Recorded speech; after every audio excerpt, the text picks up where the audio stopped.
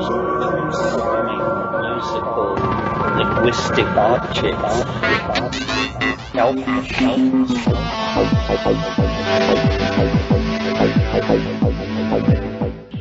Greetings from Cyberdelic Space. This is Lorenzo, and I'm your host here in the Psychedelic Salon. And along with me, at least in spirit, are some other co-hosts in that they are fellow saloners who sent in donations recently.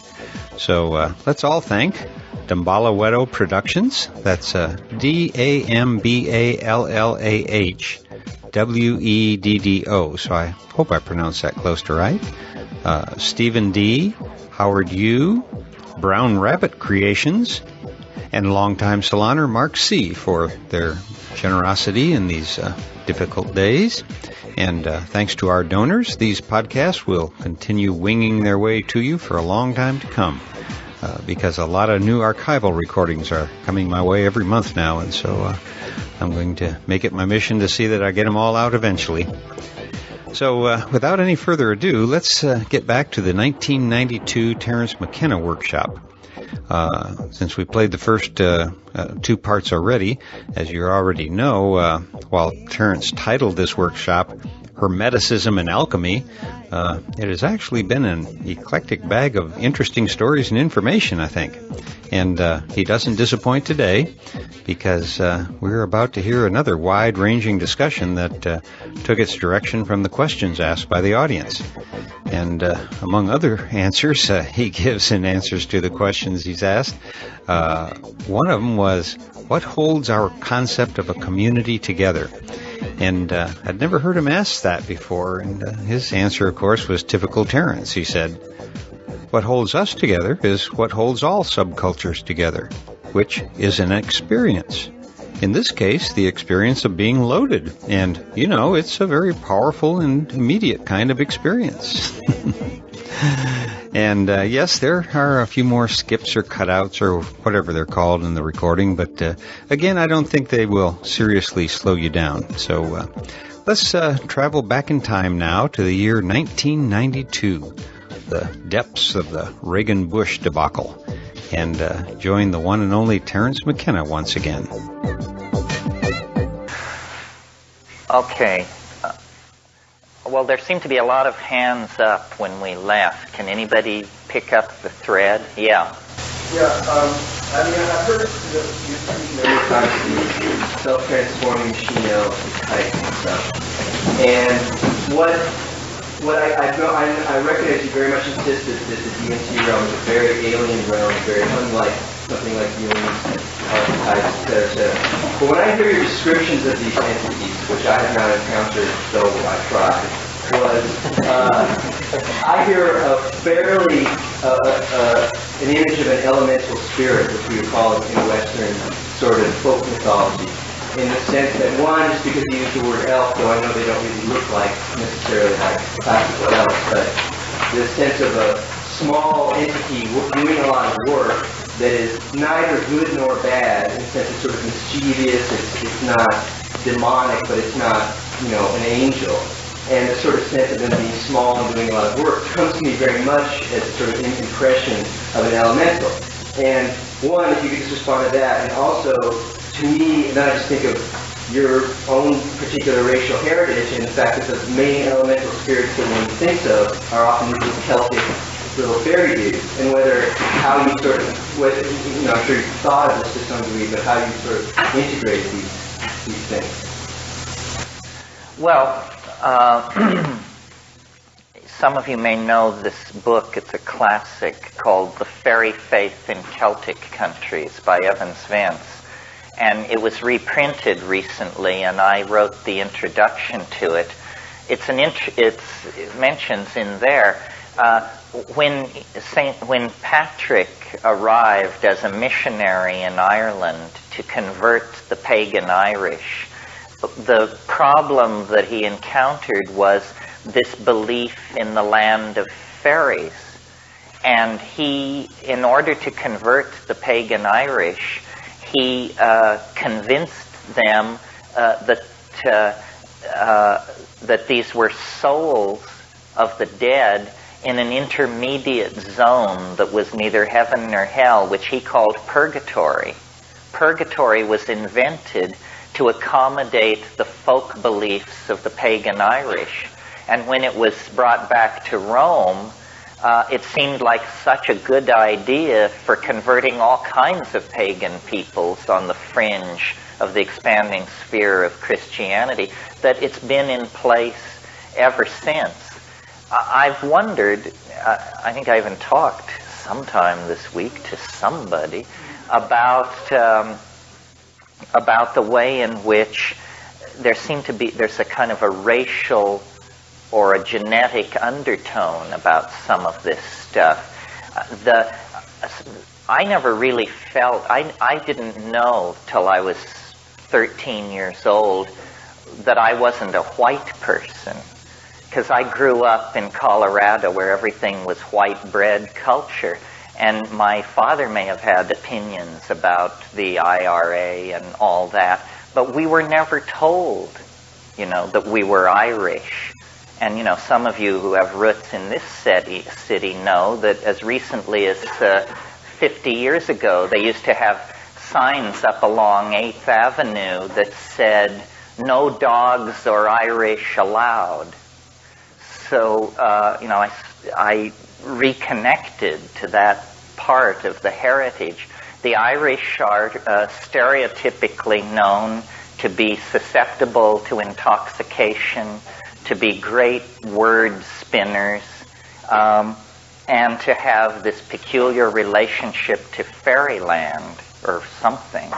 I don't want to think that I'm just exploring the Celtic collective unconscious. It seems to me these things must be there for everybody. Nevertheless, we're so concerned to suppress racial differences because we're a democracy and because racial problems have haunted American politics from the very beginning, that we tend to want to believe that everybody is different. I mean, everybody is the same. But in fact, I took a course once at Cal, it was interesting. It was given by the forensics department, the only course I ever took in the forensics department. And it was called Biochemical Markers for Individuality. And one of the things we did, it was actually taught by Alexander Shulgin, the great drug designer. And one of the things we did is he brought in a little vial of some kind of chemical, and he passed it around, and out of 200 people in the class, 198 couldn't smell it at all, and 2 people were so overwhelmed by the smell of this that they actually became physically sick for a few minutes. Well, what this is, and then he explained to us, these people were probably up to 50,000 times more sensitive to this chemical than most people, and that this is a gene that you carry for sensitivity to this thing. Well, those kinds of compounds, aromatic compounds with an electronically active ring structure, are the very nearest relatives to drugs. And so it's reasonable to suppose that there are genetic differences in the way we relate to drugs, which doesn't mean racial differences. It means from person to person. But it also may mean, that what a race is a collection of related genes that are more frequently found together than not. This is why, technically speaking, you can never say so-and-so belongs to a race, because a race is a quality of a group. It's not something an individual is. You have to have a bunch of people before you can say that you're confronting a phenomenon of race. So it may be that what Aboriginal people believe is that there are shamanic lines, family lines, with a greater susceptibility to these things than others. So one of the things you learn when you begin to explore psychedelic substances is that it isn't hitting everybody the same way. In fact, it can hit people radically different ways. Society misrepresents drugs tremendously. For example, we all know the stereotyped image of the pothead. The pothead can't work, can't remember. It's the inarticulate, dumb hippie image. Well, I've never met anyone with a deeper devotion to cannabis than myself. And, I'm very proud of my memory and my ability to get verbally organized under almost any conditions. So I completely violate the stereotype of what it is to be a pothead. Well, how many people are there like that? I mean, I'm always amazed when people say, no, I don't want to smoke any pot. It'll mess with my memory. I mean, really? How peculiar. So what you have to do, it's just like every other thing. Everything you've been told is wrong, and you have to take life by the handlebars and figure out what's really going on, which doesn't mean that you're reckless. I mean, there are bad drugs, there are bad politics, there are bad relationships. I hope that answered your question. It was a two-part question, though. It still seems to me that these entities are in many ways similar to the sort of elemental spirits, and whether you think of that as a possible explanation for... Well, when you say they're like elemental spirits, is that because you spend a lot of time with elemental spirits? No, I mean, taught just fairy stories, taught just the... It's true, they are. I mean, they don't look like them, though. They don't look like anything. There was a really bad movie. Those of you who don't have kids can tune out here, but since I have kids, I've seen a lot of bad movies, because that's what they make for kids. And I think it was 4 or 5 years ago at Christmas time, there was this movie called Santa Claus that tune out on. But there was one scene in the elves' workshop where they were making thousands of toys, and there were all these conveyor belts going from level to level, and these guys rushing around at full speed. It was the most DMT-like reconstruction I've ever seen. So it's funny, though, that the elf mythology doesn't carry the sense of strangeness that you get in the DMT flash, although I suspect that what that is that we've been polluted by Disney. That Disney has given us this vision of fairies, and number two, harmless. And, it's the Tinkerbell phenomenon. Because if you go back before, is it Andrew Lang who wrote all those books, the blue fairy book, the brown fairy book, the white fairy book?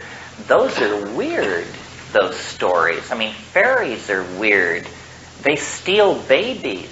That's their main way of relating to human beings, is they steal human infants and leave behind wizened, deformed, sickly creatures who become very strange and peripheral kinds of human beings.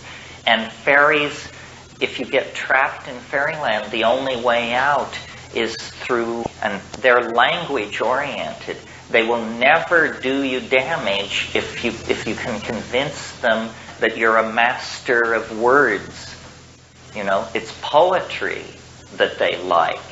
And all over the world, there is this persistent motif of these small entities. Well, I'm not suggesting that they're really there, but I don't know what's going on. I mean, it's odd that they should persist. And that they should be experientially available. I mean, you have to understand, a different person saying this to you, it would be a whole different thing, if it was Madame so-and-so Egypt and so forth and so on. I'm pushed to this stuff by experience, because my inclination is toward reason, It's just that everybody moves along safe channels. Everybody stays out of the fast lane. And if you move to the edges, and drugs are certainly an edge, and a full exploration of one's sexuality is certainly an edge, and going off to weird corners of the world and staying long periods of time is certainly another edge. And if you do these kinds of full affirming world of white bread, European bourgeois, work hard types, just looks as weird as any cultural adaptation could possibly be. I mean, I have said many times, and you probably agree to some degree, that reality is created by language. But we don't realize how true this is, that reality really is created by language, and that we are all imprisoned in somebody else's language. This isn't how we want to talk. Most of the words, I'd say 90% of the words and constructions we use would be great-grandfather. We are living inside a 90% 19th century worldview. And culture cannot evolve any faster than its language evolves, because what cannot be said cannot be done. What cannot be said cannot be put in place. So in a way, one way of thinking about psychedelics is that they empower language. It's a way to force the evolution of language. The way you stretch the envelope of culture is by creating language. Everybody, this happens unconsciously in society, Hasidic Jews or reggae people or whatever, the way they create their boundaries is through language, the Catholic Church, this is how they do it. Speaking Yiddish is a way to do it. You create a new reality inside the old one, and you can do it by moving backward into a specialized language, or you can move forward into a new language. Look at how the introduction of the computer has transformed our language in the 70s and the 80s. Draw, CPU, throughput, output, input, bug, glitch, all of this stuff. These are words that have been empowered by our involvement with a machine. Now, before that, the major influence on language in my lifetime was the LSD episode of the 1960s, and it always amuses me how much time and energy the establishment spends on heaping abuse on hippie talk. And it's even now, it's sold to you guys as West Coast talk. It's sold on the West Coast as LA talk.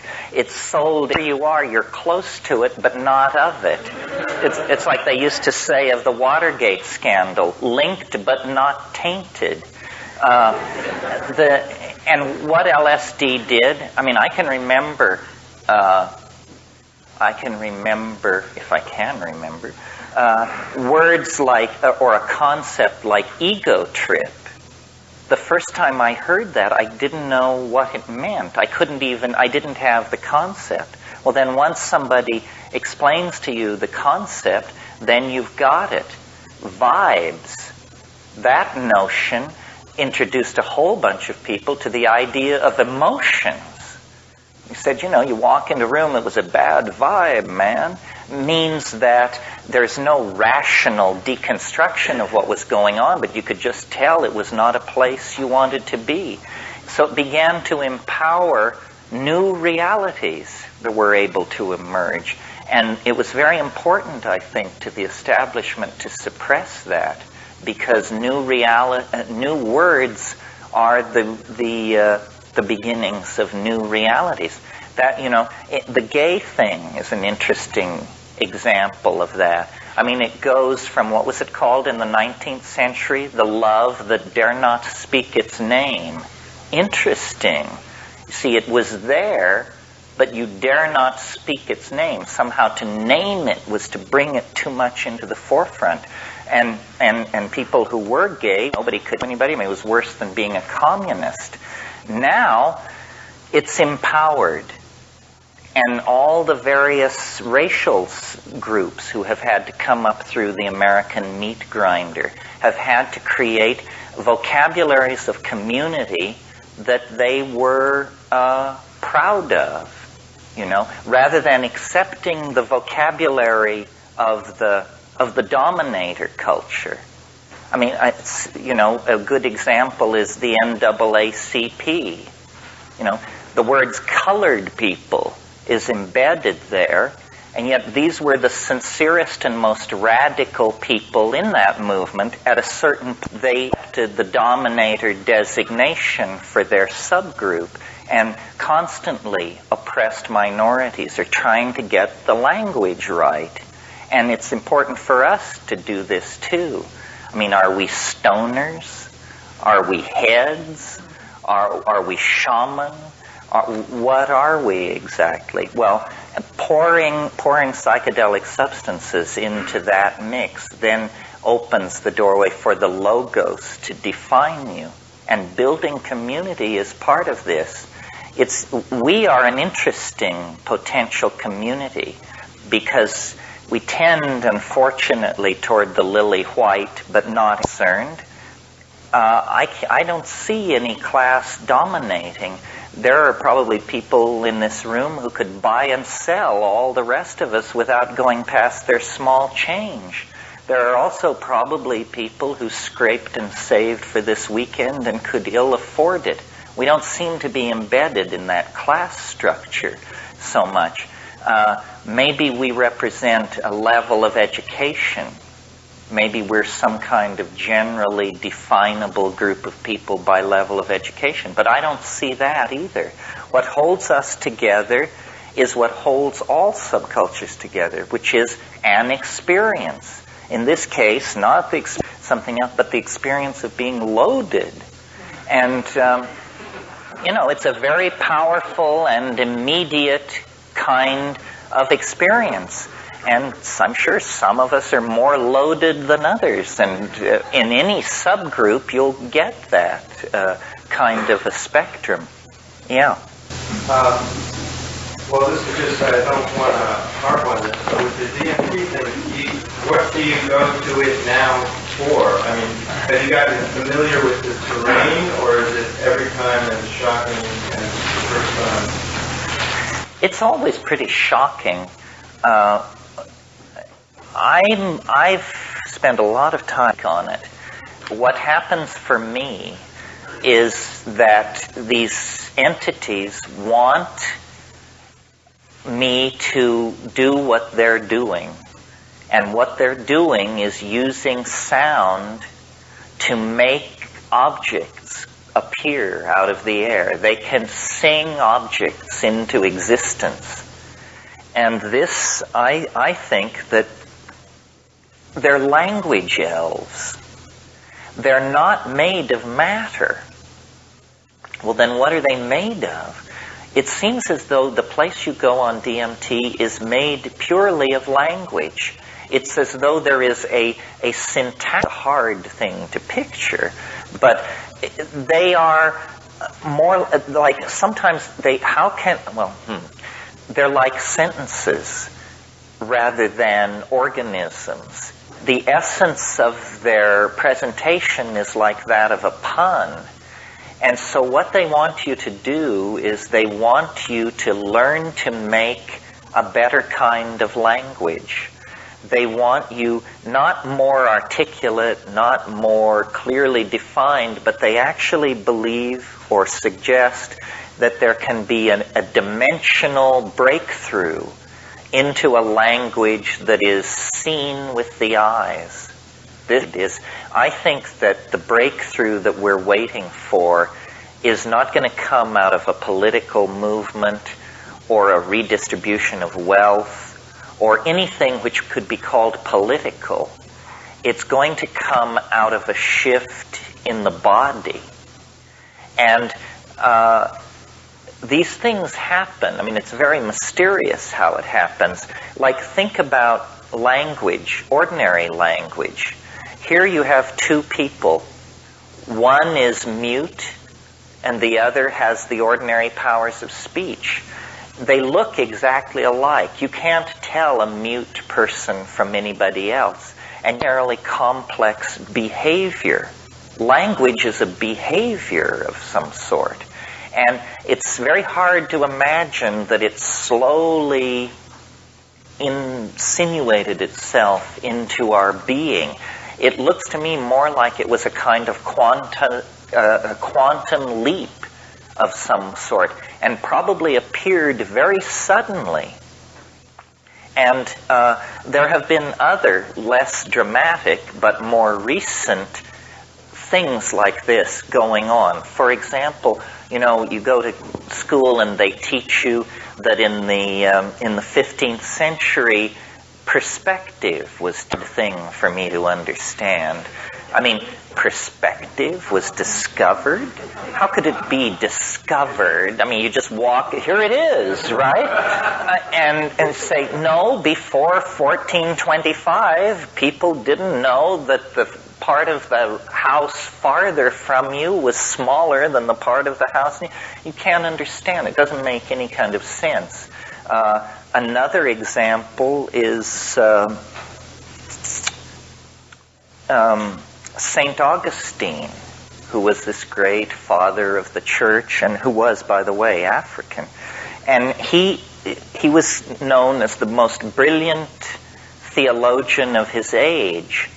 And the way he would prove to people that he was an exceptional and holy man was they would open a book of theology in front of him and let him look at it for a few minutes, and then they would close the book and he would be able to tell them what was written there. As far as we can tell, St. Augustine was the only man in Europe who could read silently. Can you imagine this? It was a miracle. Say, we don't know how the bugger does it. You just show him the book, and then he can tell you what's written there. Meanwhile, everybody else has to say, the buzz. And now we've completely assimilated this, although there are still a few among us who move their lips when they read. Vladimir Nabokov used to cruelly sneer at these people. He said once in an interview, he said, I didn't write books for people who move their lips when they read. And a final example, which will indicate that we've come to the end of the line, in terms of sudden behaviors emerging, is, according to my friend Bill Gibson in his book, The Difference Engine, oral sex was virtually unknown in England until the middle of the 19th century. And then it was brought in by French prostitutes, and it was just a mind-boggling concept to these Victorians. They could not wrap their mind around it. Well, from our vantage point, we probably assume people have been into this since the Stone Age. Maybe they have, but at least for several centuries in Victorian England, it absolutely died out as inconceivable. And,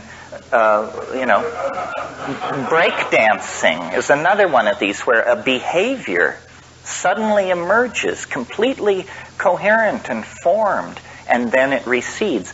So or if it has cultural utility, it's stabilized, such as my previous example.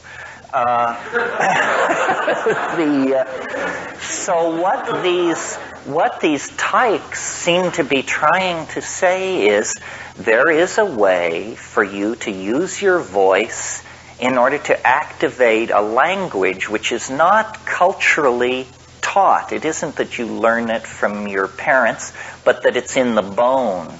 A poetic language, a language scripted into your genes, and not only is it an Ursprach, an original speech, the vehicle of primal poetry, it can be seen.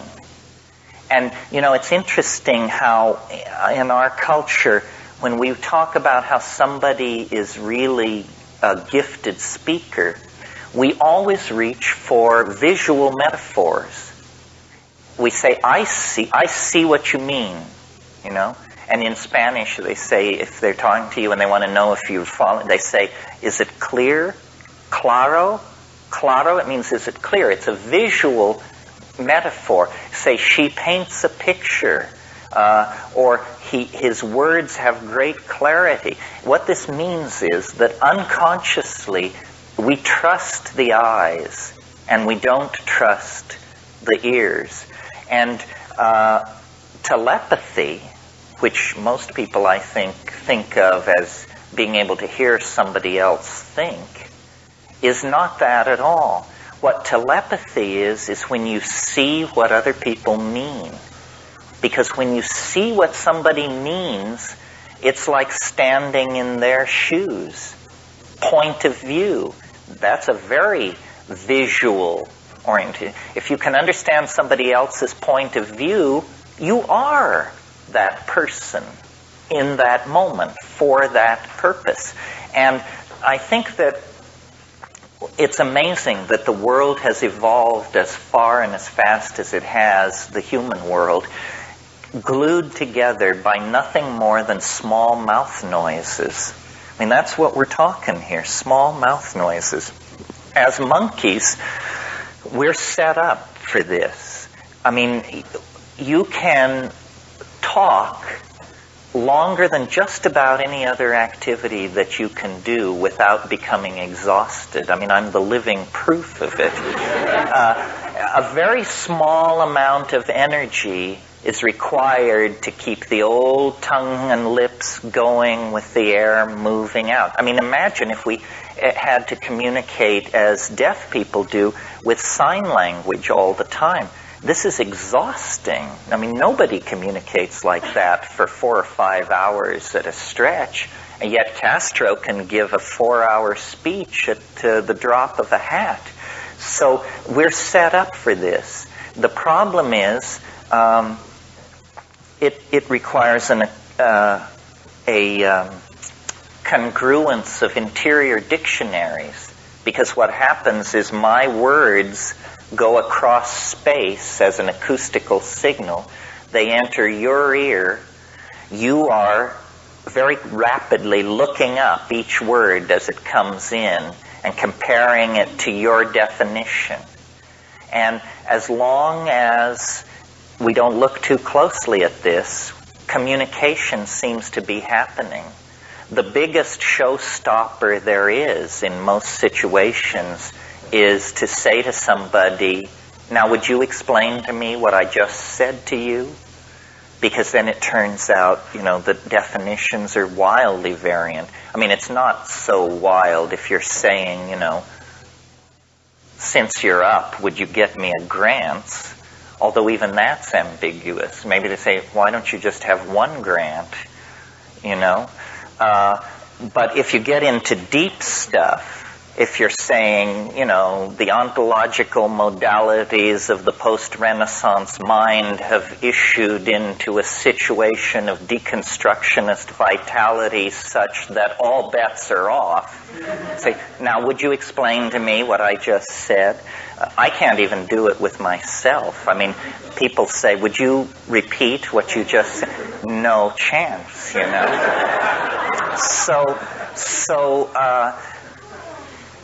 And I've looked at this, and there are models for this kind of verbal communication. Did we talk yesterday about the octopi and all that? No, thank God. Well, see, whenever you think you're about to take a step that nobody has taken and go a place nobody's ever been, if you'll look back at Mother Nature, you can usually find that you've been scooped. And a very interesting example of this vis-a-vis language is what's going on with octopi. Octopi and squids, as you may or may not know, but most people know it because they absorb all these TV shows about nature. Somebody once said to me, I know you don't like television, but it's a wonderful way for my children to learn about nature.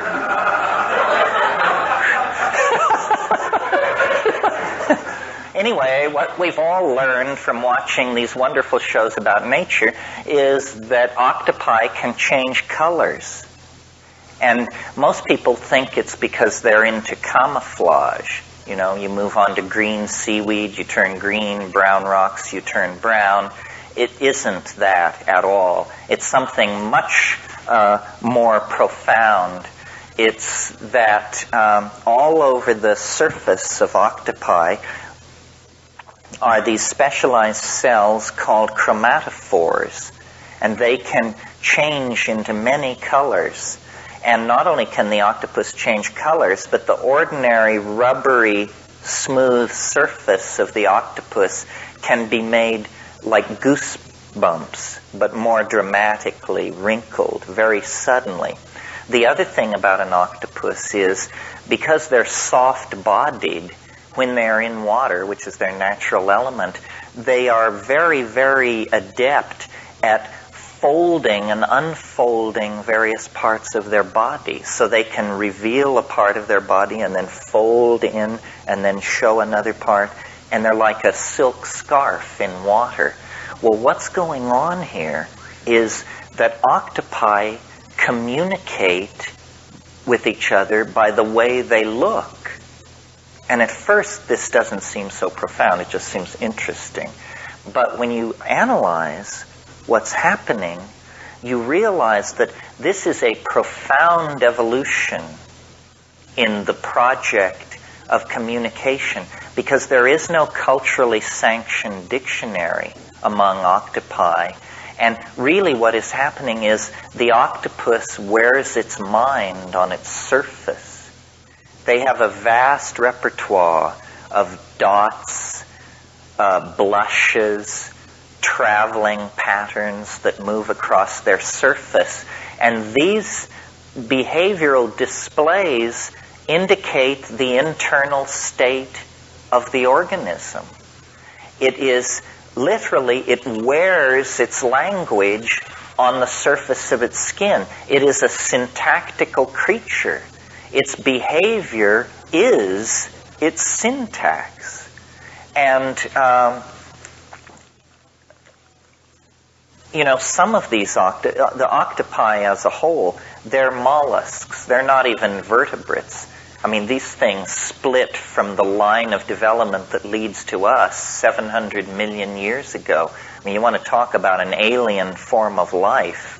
An octopus is about as far away from the human experience as you can possibly get.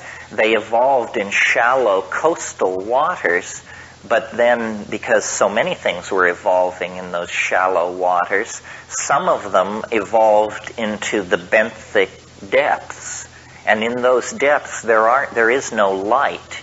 So in order to preserve their ability to communicate, over long periods of time, they evolved phosphorescent chromatophores all over their body. And some octopi even have eyelid-like membranes put on various places of their skin so that they can blink very rapidly and modulate the phosphorescent light.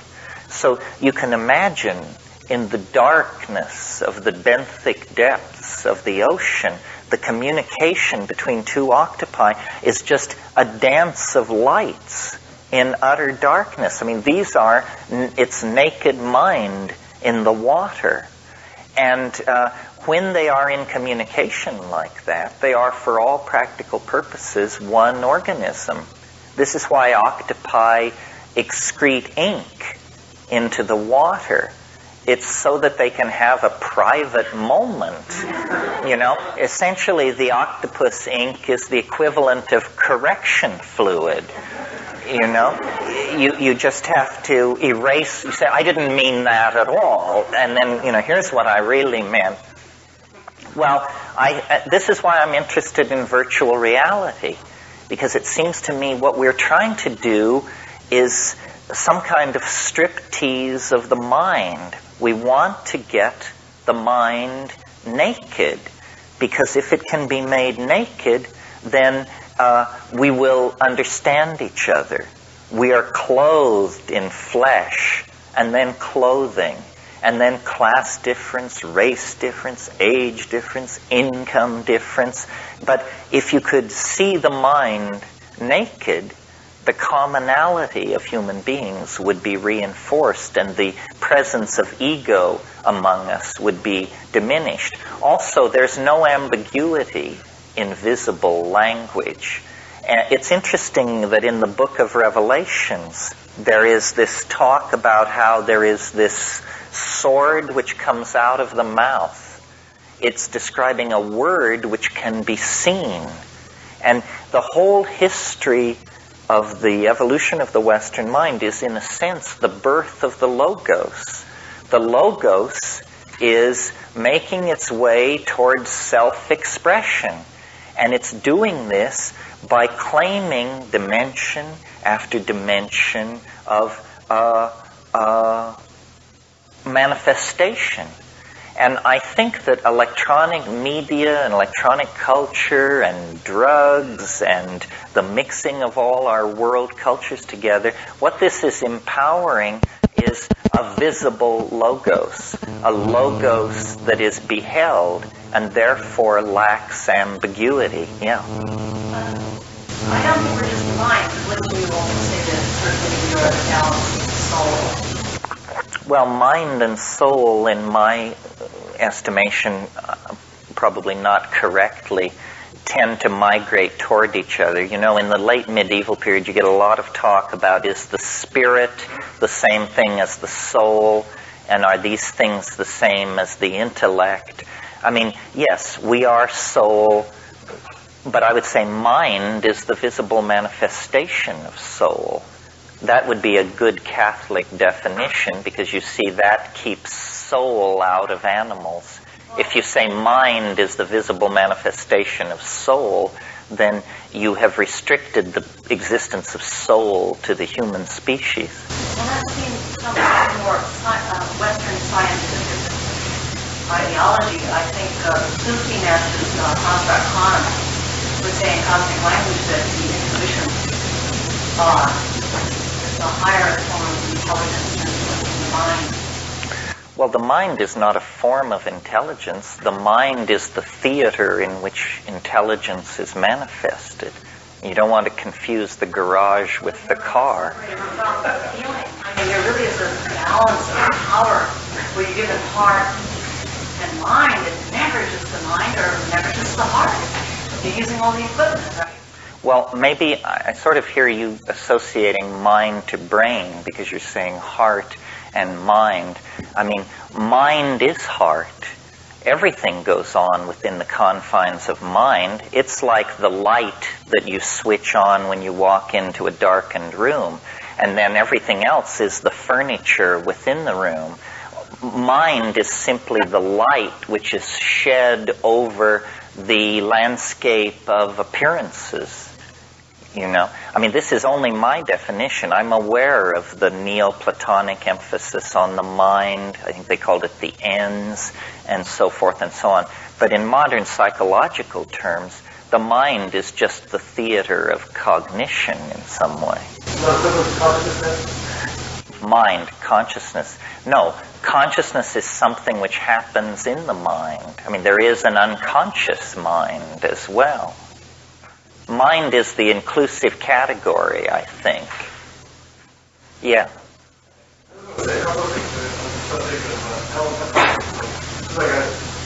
Stuff I've read about elemental spirits, that they had no, apparently when they tried to they had no fixed spirit. Right. So that they changed to whatever the current mythology was at the time. From the old days, so nowadays these do have a lot. Yeah, I think that's very good. That, you know, the hardest thing to figure out is a mirror. Because what a mirror shows you is yourself. But a mirror is not yourself. A mirror is a piece of glass with silver vapor deposited on the back of it. But that's a very different thing from yourself. And in this psychic domain, in this psychedelic space, you are not simply perceiving that space, you are creating it with your expectations as well. So if you have strong expectations of a certain sort, that will be the character of the thing. I think we talked about this yesterday, about how here we have peasant A chopping wood in the woods, and suddenly a ripple of heat passes through the forest, and a hackle-raising sense of weirdness. And this guy throws down his axe and looks over his shoulder, and a light is descending from the sky. Now, what happens next, interestingly enough, depends on the year and the place. If the year is, let's say, 1000, and the place is southern France, then the Virgin Mary will be descending from the sky. If the place is Kansas, and the date is 1958, then the space people are descending from the sky. You see, what happens is that when there is cognitive dissonance, good old psychological phrase, when there is cognitive dissonance, the mind rushes forward to provide explanation. I mean, it's amazing. You just walk with people and walk outside, and there's a little light in the sky. It's no big deal, just a moving light. And everybody will say, I wonder if it's a UFO. It means, they've got something hiding in the back of their mind. And if anything gets slightly weird, they will rush this explanation forward. And for some people, it's Jesus, and for somebody else, it's Maitreya or somebody. So cultural expectations are inextricably woven in to these strange encounter scenarios. There was an interesting UFO theory a few years ago that I thought was kind of cute. I didn't exactly believe it. But these people, Michael Persinger and some Lafreniere, they wrote a really amusing book called Space-Time Transience and Unusual Events. And one of the things they came up with was along earthquake faults, you get the grinding of enormous masses of rock together. And if these rock masses have a high percentage of quartz in them, you can get what is called piezoelectric phenomena. Now, piezoelectricity is simply a peculiar form of static electricity, but what it would do is it would create ball lightning in the sky, which would follow these stress lines in the earth. And, there is a connection not understood between earthquakes and the appearance of UFOs.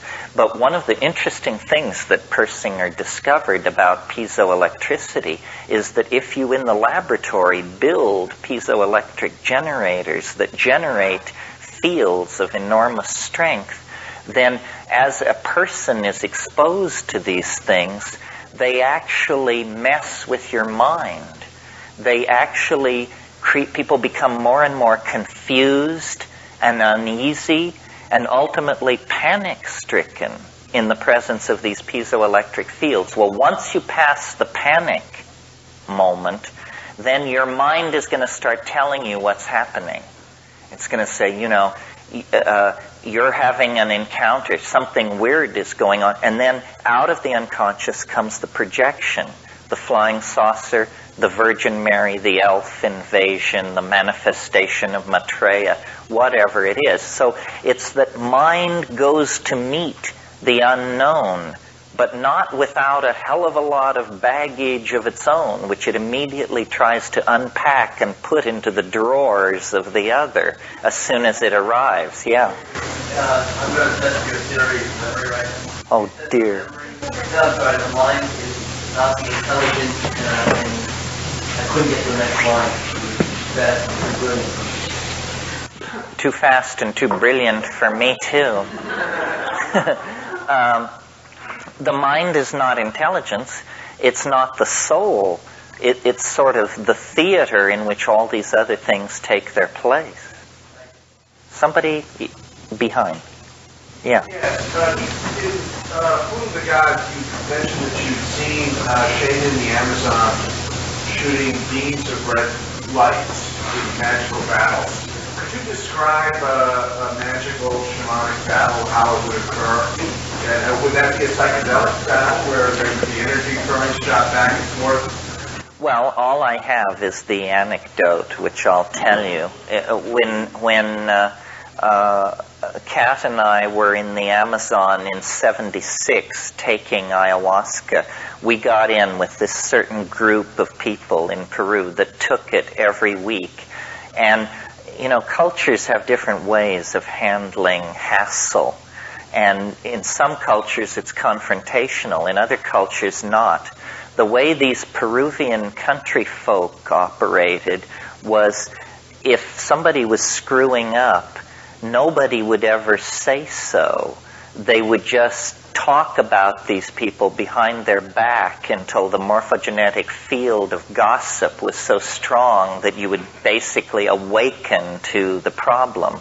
So there was a complex social situation going on in this ayahuasca circle, which was there was a master shaman who we were apprenticed to, who was beloved by his neighborhood. But he had a nephew, a sobrino, who was a jerk. I mean, this guy was, as Don Fidel said, ambitious. He dealt a little weed, he did a little pimping, he was just sort of an edge runner type of guy. And every Saturday night we would all get together and take ayahuasca, about 30 of us. Older shamans, our guy, people from the neighborhood, and this sobrino, Don Jose. So, I don't know what the real history of it was, because I had just arrived on the scene. But these old guys would sing these icaros, these magical songs on ayahuasca that appear as colored tapestries in front of your eyes. And you know, they had soul, they were into it, and this guy would sing against them. I mean, it's the rudest thing you can possibly imagine. I mean, imagine if you know, Lou Reed were trying to give a performance and the guy in the third row just launched into Old Man River and kept at it, you know. I mean, in this town, I'm sure large guys would appear and say, "Sir." In Peru, it didn't work like that. They just kept singing. He kept singing. And it was clear that this is how it was going to be handled, that we had just divided into two separate entities here. Well, my wife was sitting next to me, and he was sitting across the room from us, the sobrino, and I had been watching him for a long time, and I was loaded to the gills, and I could see he would get up on his haunches, and he looked like a monkey. His face...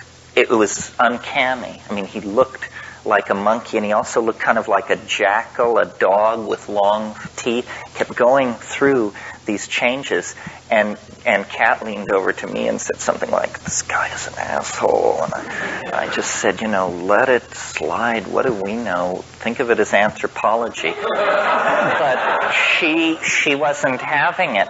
So after a while, he kept doing this. And at one point, and everybody in the room, every person in the room was bummed out, and they were looking at their laps. All eye contact was broken. It's actually, when I was a kid, I invented a word. The word is fardao, and it means the embarrassment you feel when someone else fucks up.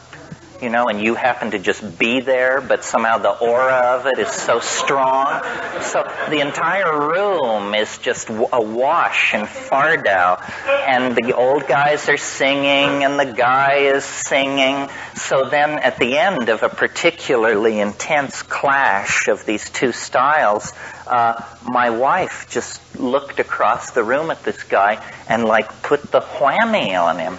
And I saw these red arrows leave her eyes and like dotted lines go across them. And they moved fairly slowly, more slowly than you could throw a ball or something. Well, when this line of red arrows got to this guy, he was knocked off his feet. He fell backwards with his legs in the air, and there was a big noise. And all the singing stopped, and everybody in the room looked up, and these three old shaman who were sitting behind Don Fidel, who I, to that point, had not heard speak any language but Quechua, one turned to the other and he says in Spanish, "Oh, the gringa sends the zabudabara." Yeah. What about the shape-shifting? You mean becoming a jaguar and all that? Yeah, what's happening there, or the night bird, the owl, It's everything happens. I mean, they used to, when I first went to the Amazon, they used to say to us, the Indians and the folks who helped us haul our stuff around, they would say, La selva como un sueño. It's like a dream. The forest is like a dream. And I thought that was a poetic metaphor of some sort, it's not. It's that you need to read various people who've written on the boundary between wilderness and settled space. When you go into the jungle, language becomes everything. And unbelievably bizarre things happen, and they really do happen. I've seen this in myself, because when I first went to the Amazon, I knew virtually no botany. I only knew drug botany because I was so focused on that. We would go down these jungle rivers, and there would be hours that would pass where no words related to where I was would come to me. I called it the big green. That's what it was to me. It was the big green, and there was a lot of different kinds of green, and that was it. Well, then the next time I went to the Amazon, I was with professional field botanists. And we would go out into the jungle, and these guys were just like children. And say, look at this. This is a Pallicorea. Look at these Varola trees. Look at this Hyalcyanthus. Look at this. Look at this. And soon my mind was filled with language about the green. And the green all disappeared. And instead there were plants that I knew and that were familiar to me. And this coming to terms with a local language is very interesting. You see, you speak the language you speak in most cases because of where you were born. If you were born in Russia, you speak Russian. China, Chinese. And an interesting thing about these languages is that you really they say you can never go home again, but in this rap, you never can leave home. You go to the Amazon, but if you're explaining it to yourself in the language of the East Village, you never leave the East Village. You have somehow carried an envelope of local association with you, and you can never break through it. And so in a way, you never see the place where you are. It's very important to try and make some accommodation to the local language, because in a way, only the local language is appropriate to the place. France is a good example. It doesn't make any sense if you don't speak French. Germany makes no sense if you don't speak German. Somehow the local language is a part of the local reality. And we ignore all this and behave as if everything is very straightforward. The one thing you learn taking psychedelics is that nothing is straightforward. Anybody? Yeah. You cited a study that you guys wrote in the journalist Uh-huh. one of them is technical object in the history of someone was forfeit. Now, is all evolutionary progress part of this? When you look at the entire span of the Earth's history, we've got several million years and almost nothing but bacteria. And then, so sort of on an even larger scale, a lot of the development of higher organisms is sort of rushed towards the near end of our present location.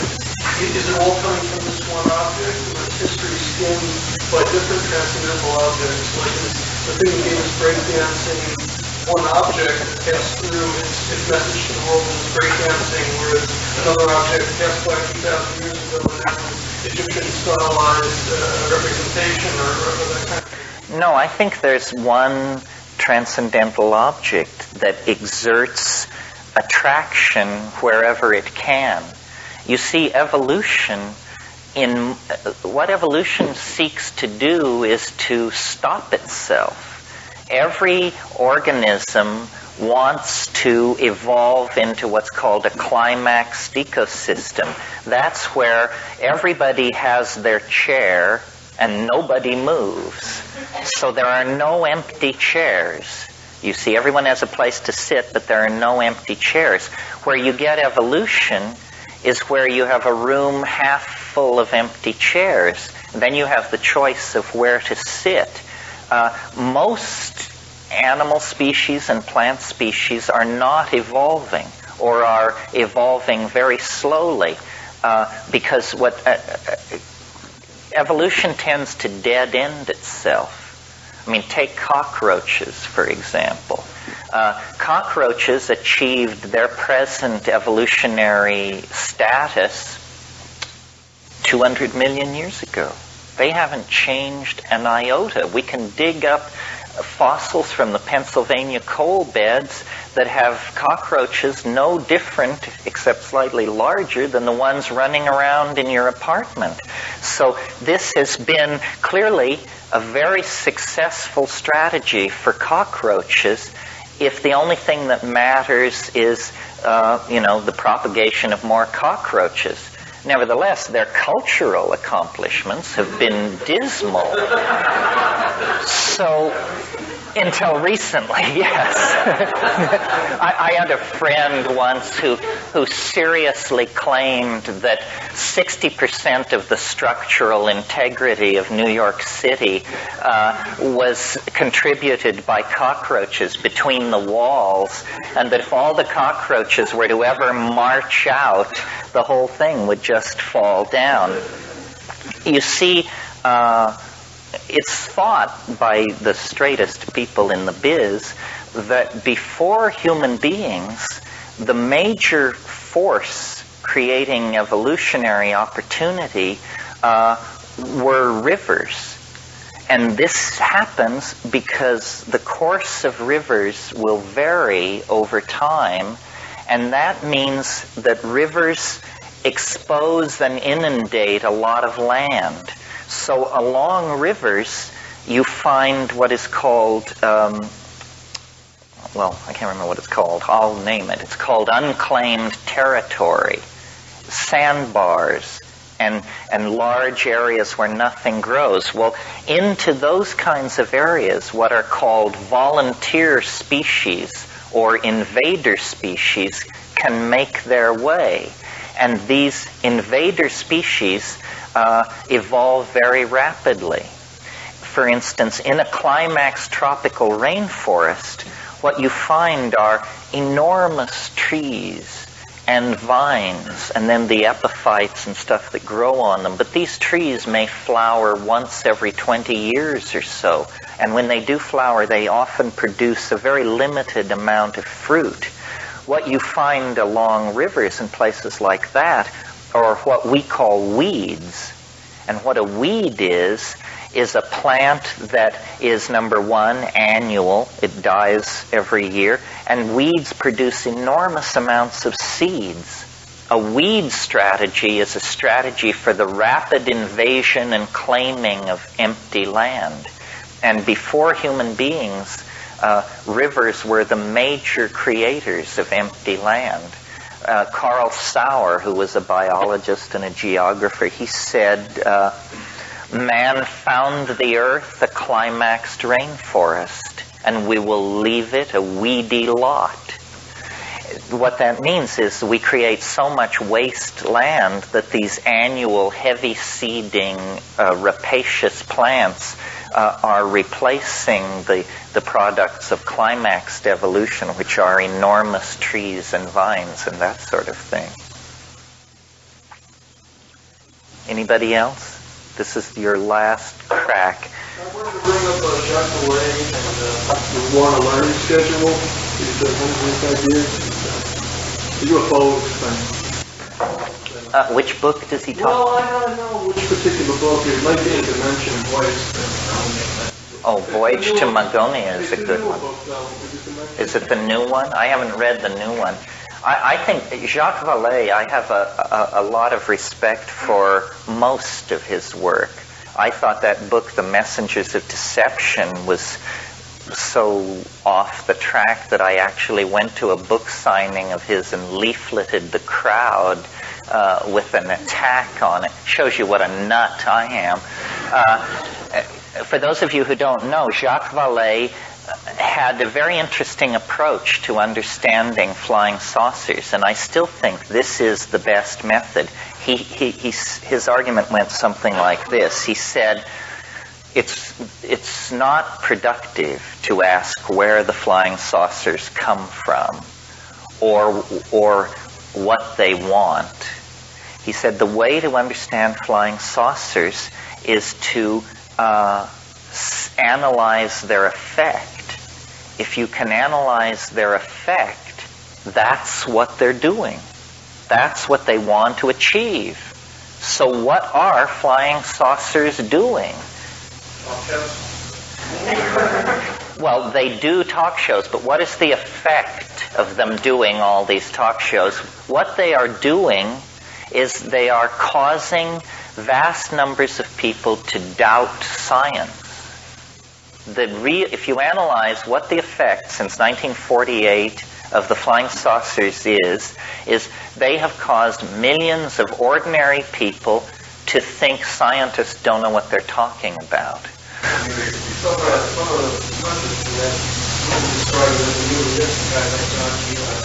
That's right, that it offers a new alternative. Well, now, here's an interesting analogy, and it's not mine, it's Jacques Vallée's. But let's think, we've been talking so much today about the late Roman Empire. Here's another take on the late Roman Empire. The Roman Empire was this immensely successful civilization in that it was able to export its vision of an imperial center over vast parts of the world. The problem with the Roman Empire was that it was an ethical disaster. First of all, it ran entirely on the backs of slaves. So anybody who starts talking to you about the grandeur that was Rome, should be reminded, the grandeur of Rome it was a bargain basement on 3 floors masquerading as a military brothel. It was not a great civilization. And what happened to Rome? Well, they had all these people inside the empire, among them Jews. And over there in Jerusalem, a long way from Rome, where communication was difficult, this story got loose among the Jews. And from the point of view of the Roman Imperium, the Jews were a barbarian people. I mean, they were Semites, and they had some strange religion and so forth and so on. They were looked upon, in other words, as primitives. And so, and if you were to have sat down to have dinner with a typical Roman bureaucrat of the Imperium, you would discover that the table talk would be all about democracy and atomism, Epicureanism, Stoicism, and skepticism. In other words, they were thoroughly modern people, and they thought they had very advanced bullshit detectors. And so then, it comes to the attention of this Roman noble that the house slaves, the kitchen boys, and the gardeners are all whispering and all excited about some Galilean magician who's running around the Eastern Mediterranean telling people that not only can he rise from the dead, but so can you. And a Roman sophisticate looking at this would say, these primitive, uneducated, colored people that we have to put up with, why don't these people step out of their own private Idaho and get with the program and study a little Greek philosophy? They're just superstitious. Well, hey, in a world where information moved no faster than a horse could gallop, within a century, these uneducated, superstitious people and their irrational religion of magical redemption were hammering at the gates of Rome. And a century after that, the emperor himself, a god for political purposes, has to make Christianity the official religion of the empire. In other words, what happened was that political and technological and architectural accomplishments got way, way out in front of ethics. And at that point, the unconscious said, I'm going to pull the rug out from under these Roman dominator types.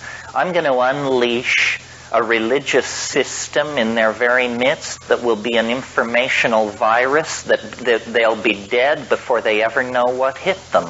And this is what Christianity is, it was a religion of the displaced underclasses of the empire, and within 300 years it took over and began its own pogroms and genocidal programs of extermination.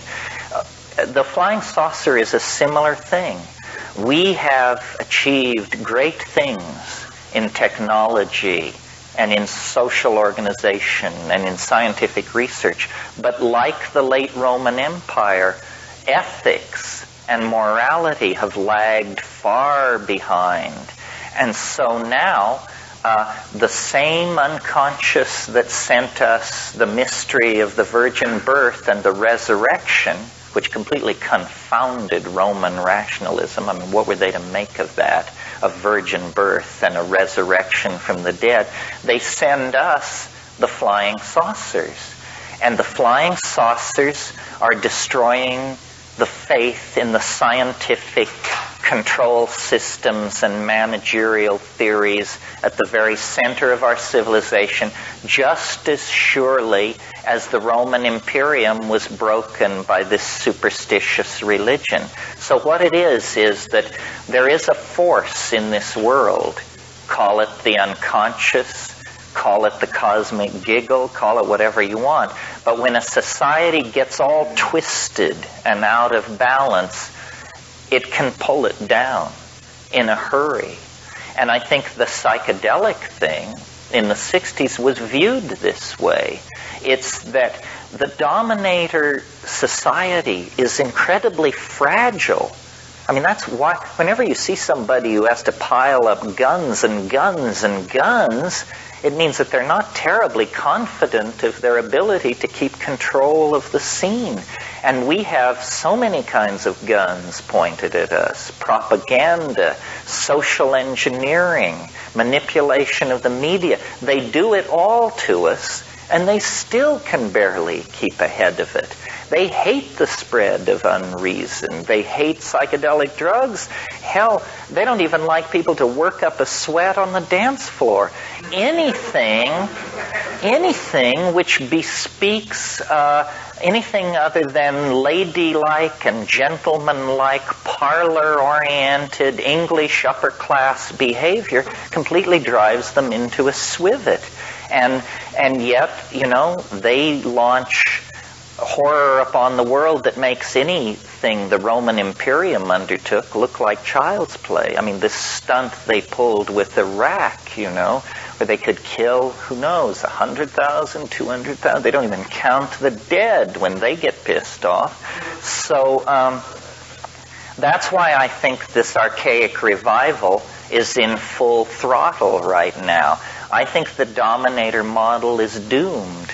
And all the things that are coming forward, the assertiveness of racial minorities, the assertiveness of sexual and intellectual minorities, people are just saying, we're not going to take it anymore. And don't tell us what to believe, and don't tell us what drugs to take, and don't tell us what's politically correct, because your record is a nightmare. And this general discontent spreading through society is, I think, keeping a lot of these dominator types up late at night trying to figure what's going on. I mean, can you imagine being in charge of the planet as though, suppose you were the CEO of General Motors or something like that. I mean, every piece of data that crosses your desk says, you're in trouble, big trouble. Somebody had a question. Yeah. I was getting back to your abode and extraterrestrial visitation. Are you saying these things are merely unconscious projections that have no objective reality? No, I'm saying they're coming from another dimension of some sort that actually has a plan for the human race that is larger than the plan of the people who seek to run this society. Their plan, it's a brilliant plan. Their plan is, let's keep everything as much the same as possible. I mean, since World War II, they have been at war with the future. They do not want to let the future happen. And of course, the future is building up like a log jam in a river. And what it means is when the future finally tears loose and overwhelms these structures that they have built, it's going to be more dramatic, more sudden, more violent than they could ever have dreamed of or imagined. The establishment, yeah. Who are they? Who? So the aliens then are doing what? They want to protect us from this pessimist future? No, they're forcing the evolution of language. The real cataclysmic future does not lie in the propagation of the errors of industrial materialism. The real transformation of the future is built into the rocks, the ocean, the animals. It's not coming from human beings. The people who think they're running the world are dreaming. I'm completely convinced that no one is in control and that this is very good news. Nobody is in control. Not the Communist Party, the Vatican, the World Bank. Nobody is in control. There may be groups who dream of controlling, but their frustration level must be approaching infinity at this point. Looks like all of the radars on the highway. The radar's not dead. Yeah, that's right, exactly. Yeah. For thousands of years, people went to the Eleusinian mystery, the dominant mystery cult of the time, psychedelic days. And yet, during the Christian era, the entire thing was destroyed. We hardly even know what happened there. Why did that happen? Did the Eleusinian Granite cult, were they somehow corrupted by Rome, or taken over by Rome, or were they elitists, or what happened? No, this was a military event. Alaric the Visigoth and his folks were moving south through the Peloponnesus. And they were burning and destroying everything in their path. I mean, when we say that they burned Eleusis, it was in the act of burning Greece that they burned Eleusis. It was a case of military conquest. See, it wasn't, people think that these barbarians who invaded the Roman Empire were not Christian. Most of them were. They had converted to Christianity long before they breached the frontiers of the empire. So Alaric was not necessarily just a looter who was basically doing an inquisition thing and throwing anybody who was not Christian. So that's Yeah, he was just prosecuting a military campaign in the classical manner. So therefore he killed all the priests? Yes, he killed the priests, he tore down the walls, he leveled it, in other words. Speaking about wars, we didn't want to make sure we know how to profit. That would be working hard. That's right, scorched earth. The main thing is not so much killing your enemies, making sure they can't Well, there's also colonization, too. True, yeah. A moment ago you said that the appearance of these UFOs and people's interpretation and reaction to them, it's like some force outside of humanity is trying to guide humanity. But now how does that fit in with what you were describing earlier about this Hermetic tradition and belief in which humanity is the brother of God and attempting it through its own inner forces the completion of its... No, well, this is a good question. The way to steer the Hermetic question toward the UFO question is to look at, and I did want to look at this in the course of the day, this concept of the philosopher's stone. You see, alchemy arises out of Hermeticism. Essentially, Hermeticism is the philosophy that stands behind alchemy, which is the workbench activity of this magical system. The philosopher's stone is it's a concept of a universal medicine that cures all diseases, that confers immortality, that brings happiness and understanding. But it's more than that. It's everything you want it to be. And the flying saucer is this same idea. The flying saucer, if you're really interested in this, the best book ever written on flying saucers, or one of the best, was written just a couple of years after the first flying saucers were seen. It's by Carl Jung, and it's called Flying Saucers, a modern myth of things seen in the sky. And he talks there about how the human mind has an appetite for what are called totality symbols. The human mind is always trying to complete itself, fix itself in some way. And mandalas and certain kinds of symbols have the quality of indicating that this completion is underway. In the 15th and 16th century, before the rise of modern science, people didn't know what matter really was. They didn't really know what was possible with matter. So they would, get glass flasks and combine horse manure and blood and all these things, and they would cook it for weeks and weeks, and they would observe color changes, and they did not have the kind of very fixed notion of the separation between mind and matter that we have, because we have been trained to see mind and matter as tremendously separate categories. So these alchemists, working often day and night in remote areas on, bad food and ergot-infested bread and what have you. Anyway, eventually they began to enter into a kind of waking hallucination with their alchemical activity. And so what you have in these glass retorts, presumably, are swirling chemical mixes. But the alchemist, looking at these things, didn't clearly distinguish between what is going on in the alembic, the alchemical vessel, and what was going on in their own imagination. The two categories weren't separate. So Jung noticed that these descriptions of chemical procedures that alchemy are not to be taken seriously as real recipes. They are descriptions of psychic processes leading toward individuation.